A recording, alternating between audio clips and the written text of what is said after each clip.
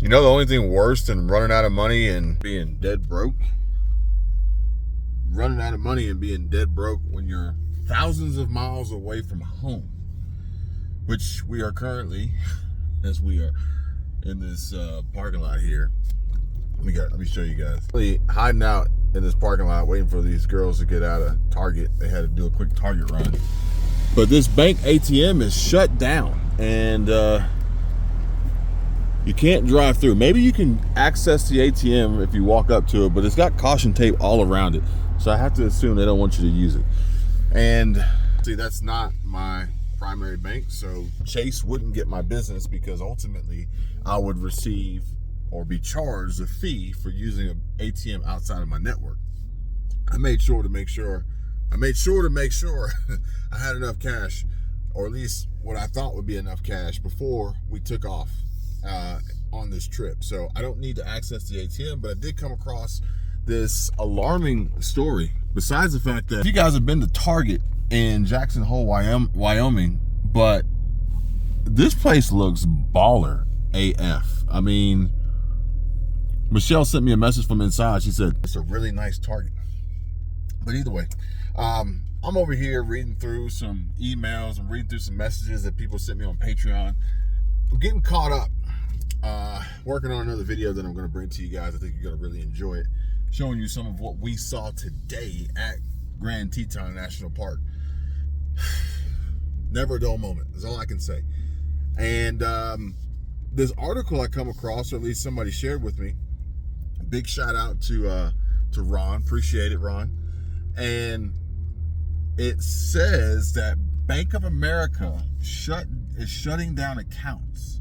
Checkings and savings accounts are shutting them down with no warning and no notice. And from what I read, Bank of America account holder went to log into their banking app, and they received this strange notification that basically was telling them that their account was locked and frozen. They then went to the bank, and the bank said, no, you cannot have any access to any of your funds and any of your accounts until further notice, until we can get this worked out. Now, if you guys recall, I told you that I too received a strange message from Bank of America, and that was that my new card was showing up. I didn't order a new card. My existing card didn't expire until 2026. It was a little weird. That was an email. I opened up my banking app and I'm alerted with the same notification. So Bank of America does do some strange things from time to time, as well as probably any bank for that matter. However, in the instance of them shutting down and closing accounts without warning, it's all due to something that we all do, which I'm doing right now. So after I read this article, I checked my bank to make sure that I wasn't affected, because basically what it boils down to is what they are calling SARS. I think it's SARS, S-A-R-S. But basically what it boils down to is suspicious activity. So suspicious activity on a bank account could be suspicious withdrawals, suspicious deposits, suspicious withdrawal frequencies, suspicious withdrawal amounts and frequencies, as well as deposit amounts and frequencies, and a variety of other access to your account through different IP addresses, through different apps, through different phones, through different computers, through different locations. And I fall into that category. Accessing my account from another state or multiple states, accessing my account or making transactions on my account out of state, which I only made 2. So maybe I'm safe. I made one, I don't remember exactly where I made one, but the second one was at Costco. The second one was at Costco in Kalispell, Montana. Yeah, I think it's Kalispell, Montana. We went to Costco, and they don't take American Express, and I think everything else needed to be run as a debit or something. I don't remember exactly. So basically, I gave Michelle my Visa check card to use for that particular transaction. And part of the reason why I won't really have a huge issue in being flagged is because, number one, I use American Express for 99% of all transactions, personally. But number two, this entire trip, this entire multiple week-long vacation has been it's been a business expense. So it wouldn't affect my personal bank account anyway. If anything, it would affect the business bank account. But even then, the business doesn't use its checking account. It uses its credit lines and credit cards and business credit cards and business rewards, MasterCard and Visa card. And I need to get a business American Express now that I think about it. But no issues there. Plus, the business has had this track record and history of operation, so that the bank doesn't immediately see or say, hey, you have an account based out of Florida. And all of a sudden you have a transaction and I've actually had this happen to me once before, and this is what flagged it years ago. They were on the ball. I had transactions in Swanee, Georgia transactions, and then a few minutes later I had transactions in Paris, France. Now, they called immediately and said, hey, are you making purchases in Paris, France? I said, no, I'm literally in Swanee. Like, I'm not in Paris. And they were like, okay, then we're going to need to cancel these charges, these charges. I don't know if you guys can see. Let me see if I can pull this up. This dog is walking here. And this is something that I learned today, is that I don't think that there's a leash law in Wyoming, or at least Jackson Hole, maybe. I don't think that there's a leash law. And that really took me by surprise. Which is interesting. And I don't know if it's 100% true, but he is now the second person that I've seen walking a dog without a leash. Neither here nor there. I don't know if my dog Max is quite ready for leashless walks in public. He gets a little excited. So we'll have to work on that. We have to continuously train for that. But I told him, I said, look, I'm not making purchases in Paris, France. Now, this was many, many years ago, and they didn't quite have the sophisticated technologies they have today or the protocols that they have today. So I was able to get a little bit of information out of them, and I said, well, where was it used and what did I buy? And they told me, and they said, well, it was used here to buy this, and it was used there. And the crazy part about it was somebody was buying train tickets and stamps with my card.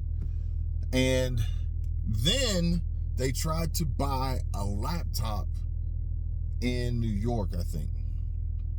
And that's what really kind of just broke the whole thing down. Because it's like, you're in Swanee, you're in Paris, France, you're in New York City. And I think based on the information they gave to me, I was able to track down who actually had access to my card information, who was then potentially selling it on the gray market or the dark web or wherever they were selling my information. So I shut that down and basically never did business with this company ever again because they couldn't be trusted. But at the end of the day, all of my money was returned to me. There was no issue whatsoever with the bank. But at the end of the day, in a situation like the situations that we're in today, where money's tight and a lot of people don't necessarily have a fallback plan or a backup plan or plan B or added savings or available credit or whatever it may be, if you find yourself in a situation where your bank has literally locked your account due to suspicious activity, due to SARS, S-A-R-S is what they called it, and you have nothing else, then you're literally like a sitting duck, okay? A sitting duck. So hopefully you guys are not in that situation or will never be put in that situation, or at least if you are potentially vulnerable to be in that situation, you're actively working on improving that and preparing yourself for a potential SHTF moment that is out of your control, but at the very least, you do not want it to cripple you and hinder you and bring you to your knees financially. Whereas today is Sunday. I'm pretty sure today's Sunday. Today's Sunday. Because we try to go to local and eat at local in Jackson Hole, and it was closed, and Michelle said they open Monday. So today is Sunday. So theoretically, if you had a banking issue on a Sunday, you're not going to get even the opportunity for an answer till Monday. But even worse than that, if it tied up your money, then odds are you're not going to see a paycheck until the following Friday. And odds that you can get your company to redirect your payroll, direct deposit, or cut you a physical check in time may not be possible. A lot of these payroll systems are outsourced through ADP or Paychecks or Patriot Software or whatever, QuickBooks or whoever's doing it, and they can't make it happen that quickly. Like they need like 2 or 3 pay cycles to make it happen. And the paycheck you're about to get on Friday is from last week's pay cycle, so you're so far behind. So the last thing you want to do is find yourself in a situation. Then you got to think, could you make it from Monday to Friday without the money in your bank account? Do you have cash? Do you have a stash? Do you have a bag at home? Have you secured the bag? You know, do you have a backup plan? Do you have a strategy? Do you have a plan that you have actively prepared for and put in place to execute in the possibility and event that your account gets flagged for suspicious activity? And if you don't, I don't know. What are you waiting on? What are you waiting on? But yeah, not sure how widespread this event is. They talked about this article with this guy. Maybe they're just trying to get clicks. I don't know, but I'm not going to take the risk. I'm going to continue to have diversity, security, and cash flow is what I've told you guys numerous times. And yeah, I sound like a broken record. I get it. I'm not going to say it anymore. What I am going to do is try to figure out what in the world is taking them so long inside of Target. Oh, wait. They literally finally just came out. I dropped them off to begin with because it was pouring down raining. So I was like, look, I'm just going to drop y'all off. Y'all can just run in. You won't get soaking wet. Chocolate cookies I bought that. Are they back there? Did y'all buy the whole store? No, we were taking our sweet time because I'm pretty sure this girl just stole a bunch of stuff and she's afraid to go out the door because it's in her purse. Oh, boy. And I was trying to decide if I should say something to loss prevention that's sitting right by the door or not. Oh, boy. Well, how does this always seem to happen to you when you go to Target? Because I pay attention. When you make that late run to Target, last time y'all made a late run to Target to go get ice cream sandwiches. What? And then somebody, is that the guy? No. Does he work for Target? No, the guy in the blue. But there's a lady in there with a purse. Huh. And I guarantee you,